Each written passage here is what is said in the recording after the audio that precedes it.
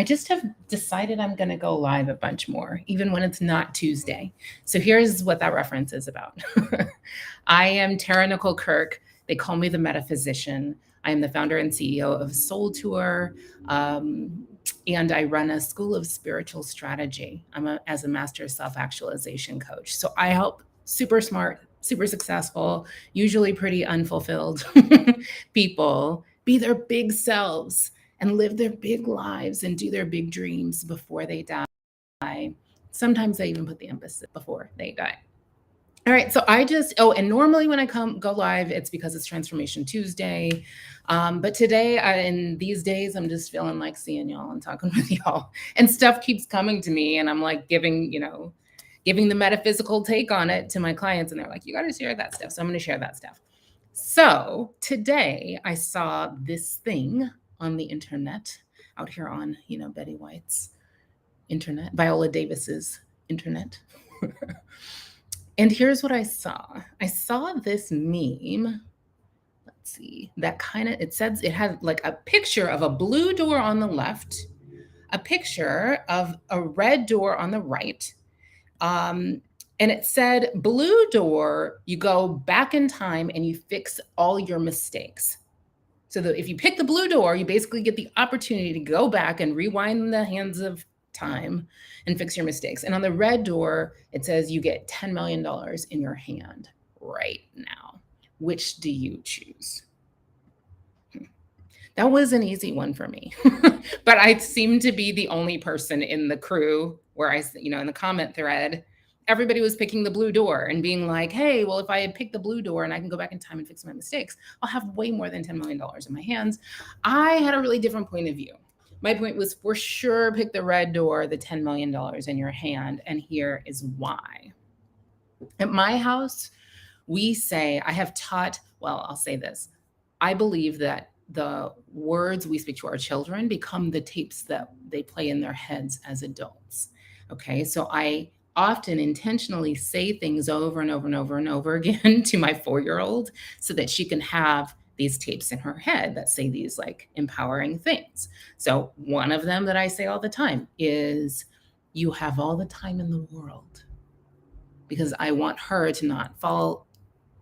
I don't want her to be entranced by the trance of time scarcity like so many in our world are. All right. So one of the other things that I've said to her a million times is this one that I want to become a tape in her mind as an adult. Mistakes are how your brain grows. Mistakes are just how your brain grows. So like, you gotta make mistakes because mistakes are how your brain grows. And kind of every time you make a mistake, you can kind of be like, I'm kind of doing it right, because mistakes are how your brain grows, right? And I say other things to her that sort of normalize mistakes, like, whoops, mommy made a mistake. Like it's just a thing that happens with real life people. Because so often I see the 40, 50, 60-year-old people who come to me for coaching who are brilliant geniuses and are a bit petrified or paralyzed from leaning, surrendering, abandoning themselves to their own zones of genius because they're afraid of making mistakes, because they're perfectionists, because they're so used to living this life where they've gotten all this validation for all these years. They've come to feel safe in their own skin truly because they do things with excellence or perfect all the time. And so making mistakes takes on this outsized, fear. It becomes a specter, and it becomes very paralyzing, right? I love this old Anne Lamott quote where she says, something like this, is not verbatim. She says, perfectionism is the enemy of the people. It's the voice of the oppressor. And she's like, perfectionism will keep you cramped and afraid your whole life. And she says she thinks perfectionism is based on the belief that if you just step on all the stepping stones in life exactly perfectly, you won't die. So then she's like, newsflash, you're going to die anyway. And by the way, when you do die, having tried to be so perfect, you're going to see all the other people that also died that didn't try to make every step perfectly had so freaking much fun than you did during your life, right? So the other day, London, my 4-year-old said, she did something, she spilled something, whatever. And I said, well, mistakes are And I expected her to say how your brain grows. But what she actually said was how your powers grow. So I said, mistakes are how, she said, your powers grow. So I kind of like when I saw this meme today that was like the blue door. If you pick the blue door, you get to go back in time and fix your mistakes. If you pick the red door, you get $10 million in your hand. I was like, I definitely want my $10 million because mistakes are how your powers grow. And I wouldn't want to go back in time and fix all my mistakes because I want to keep my freaking powers. Okay. So I just wanted to take this moment to have a couple of conversations with you about mistakes. Um, you know, that I want you to know that the opposite of, I want you to know that this idea that you even would need to fix past mistakes, the idea that there even are mistakes, really, is a lie of this perform, conform, produce. It's part of the trance of unworthiness that this culture inculcates in us, right? This culture wants people to be like this all the time. It wants people to stay in their lanes. It wants people to be good little productive cogs in the machine, right? And so part of that is creating the fear of making mistakes, right?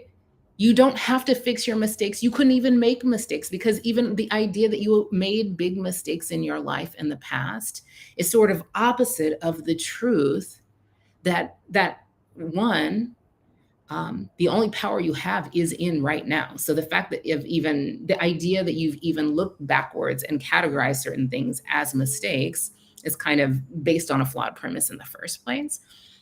But the other thing is, if you believe that divine order is real, if you believe that divine timing is real, then why, there's an inherent essence in the idea that your past whatevers were mistakes that defies the truth that you needed to go through whatever you went through to become who you were becoming, right? That there is clarity and power and wisdom that you stand to glean from every single decision, thought, word you've ever uttered or done. And when you start to judge what you've done in the past as bad or wrong, is when the oppressor, when the enemy begins to win, right? So even too much analysis, like I hear a lot of really brilliant, like women entrepreneurs, especially new entrepreneurs, spend a lot of time when something goes away that they don't like in this moment today, when they have a hard conversation with a client or an employee or whatever, something that, an employee quits, they instantly start this analysis of like, how could I do it better next time? When I'm like, what about if you just shifted to, and now I'm going to bring you into how I use this kind of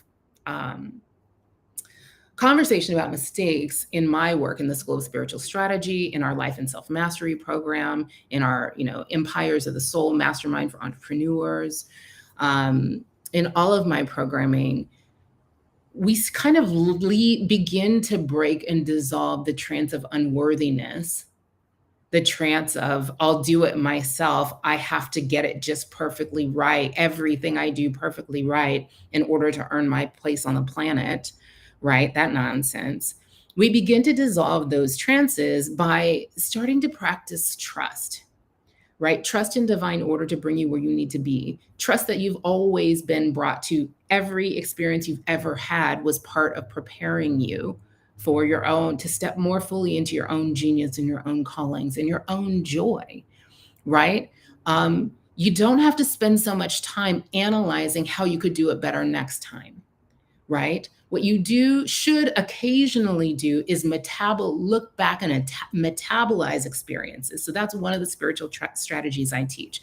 After a season of action or alignment or self-discovery or recalibration, it is useful, a season of crisis maybe, a season of growth. It's useful to reflect and begin to metabolize your experience. Like just like your body does food, right? What is it that I can get nourishment out of? What do I want to integrate into who I am and who I be going forward versus what am I ready to shed? Because that is some nonsense, what shit can I shed that no longer serves me, like your body, excretes waste.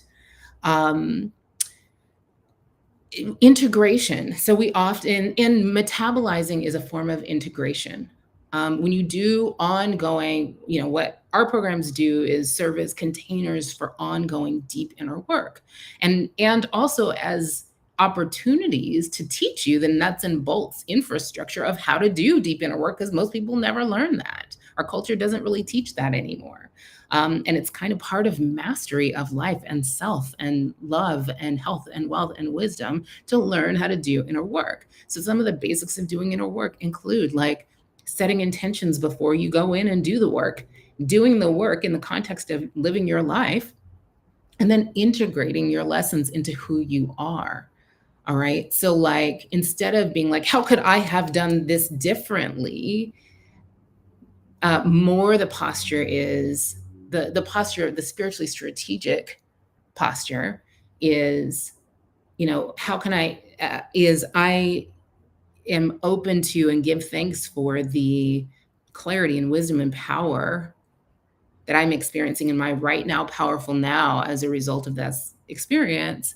And looking for this is another strategy, the one what wonderful thing, looking for what wonderful things, what game-changing insights or actual wonderful things could flow to you and through you, even through your unwanted experiences, versus regretting them and wanting to change them.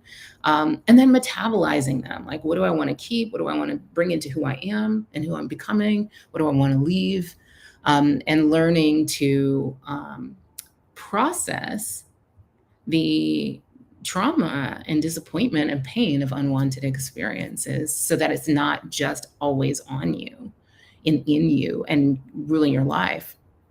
All right. So what I see is that the fear of making mistakes, that like the regret about past mistakes is basically one and the same energy. It's just like another end of the continuum from the fear of unwanted outcomes in the future. Right. And what I see is it keeps really brilliant people super freaking stuck. Right. This idea that you have made all these mistakes that you would go back and fix if you could, keeps people stuck in their shadow careers, shadow relationships, in the shadows of themselves, of their big selves, and the shadows of the lives they could be living. Because it's kind of like you're always living in, past regret, what could I have done differently, or fear of future repetition of those mistakes. And it just keeps you stuck and out of your powerful right freaking now.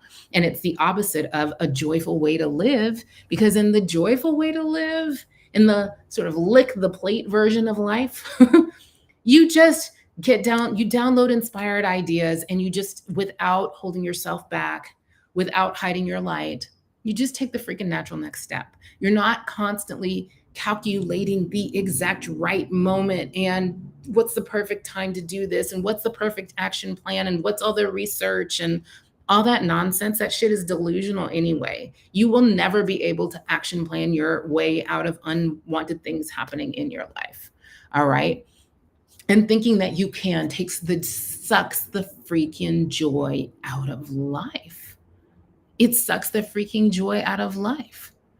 Right? So I want to offer you all of those spiritual strategies. I want to offer you the spiritual strategy of imperfectionism. This is something I tried. I am definitely a recovering perfectionist, y'all.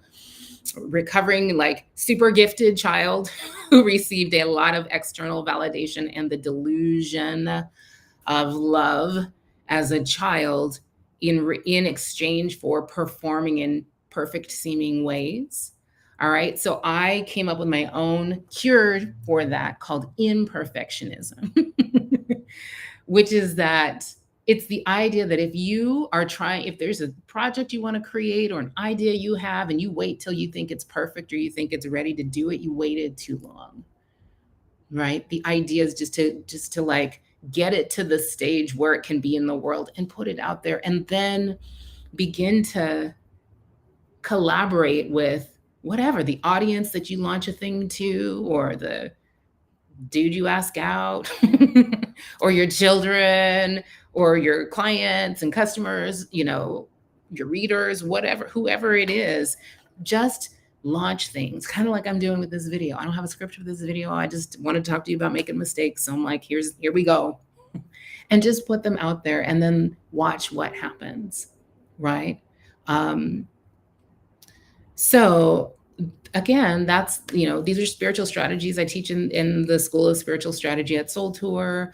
Oh, the other one I think that's really important just to name here is that step, that's the strategy of just taking the natural next step, right? Instead of having in your mind that you're not able to start your business or restart your love life or move to a new place or whatever until it's all perfectly planned. Just today, take one natural next step. And that's how you begin to trust in divine order and divine timing to bring you to where you need to be and to bring the resources to you that you need. It's how you begin to trust that there's all this assistance that's trying to get to you in the natural earthly realm and from many, many other realms, trying to help you. But it can't even help you until you take the natural next step. All right. So in particular, in our Life and Self Mastery program, we run something once a year we call the Total Trust Challenge. And I just tell my students, hey, like for 1 week, every time you have to make a decision that seems like, that it's a decision you're consciously thinking about as a decision, make it on the assumption that everything is always working out for you. All right. Let that be your assumption as you make your choice. We've had many people get raises at work during that week. It's a 1 week challenge. We've had people like start dating again who hadn't dated for years. I've had 60 something year old women start wear a swimsuit in public. We've had a lot of kind of breakthrough moments happen for people in the Total Trust Challenge, because when you start from that platform of everything is always working out for me, you are more willing to make mistakes. And life just gets joyful because mistakes are how your powers grow. Mistakes are how your powers grow. It's how you get to I use this acronym MAMA, maximum awake, maximum alive. You can't be maximum awake and maximum alive and be afraid of making mistakes. Those don't go together. All right. All right, guys. That's it for me for now. I'll be back a lot. You'll see a lot of me and these red lips soon. So I love you guys. I'll see you soon. Keep your head up and keep your heart out.